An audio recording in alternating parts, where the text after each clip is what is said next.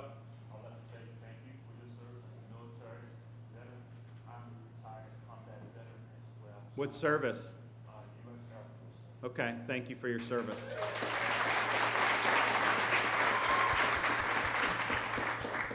Sir, I'm here today because I'm one of the Americans who do not agree with all the policies.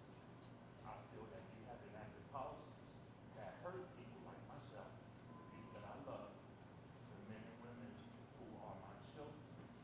You have allowed weapons to be put in the street in the hands of immature, hateful people that have caused the deaths of the people who were murdered a couple weeks ago. Trayvon Martin was not the first. So first of all, I did not allow anything with that.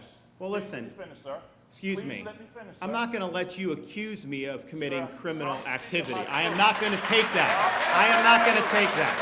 So you should, you want to have a civil conversation, that's one thing. Try to say that I'm letting, that guy was Baker acted. He should have been ruled ineligible, but they didn't involuntarily commit him, and so they weren't. No. There is the truth. There is something about the truth. It's not everyone doesn't have their own truth. No. You don't get to come here and blame me for some madman. That is not appropriate, and I'm not going to accept it. You have allowed people to hunt people like me. Oh, that is nonsense. That is such nonsense. I came because I feel like the governor does not hear from all of the residents of the state of Florida. He only hears the voices of those who agree with his policies, who speak to his ego.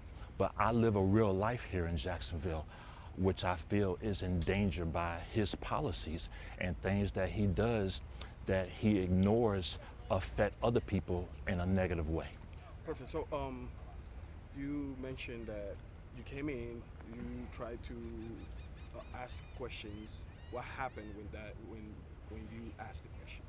Well, yes, sir. I heard about him being here on the news this morning, and I decided I'm gonna take this opportunity and come down in hopes that I'll get to speak, and so he would hear my voice. I wasn't on the invited list, so I was able to be sponsored in by another guest. I waited patiently. I listened to everyone. When he offered up opportunity for questions, I raised my hand. Someone else spoke first, and I waited patiently. I introduced myself, but then as soon as I started to speak on things that he disagreed with, he lashed out angrily against me, would not let me continue to speak. And then finally, he had his people and the manager of the facility throw me out. And I was told, don't come back again. Right. So what are some of those concerns that you had? Well, first of all, the guns, the weapons on the street. I believe that allowing weapons in the hands of children, 18-year-olds, people who can't even navigate basic adult things during the course of their day, to have weapons, and then they're impressionable. They have hatred in their heart. They're immature.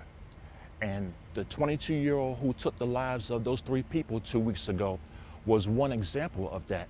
But the governor is ignoring that. I feel like he does not truly care about those of color like myself, those of different opinions as he just displayed that go against his opinion. He cares less about us and is leaving us out to be hunted in broad daylight and murdered in the streets.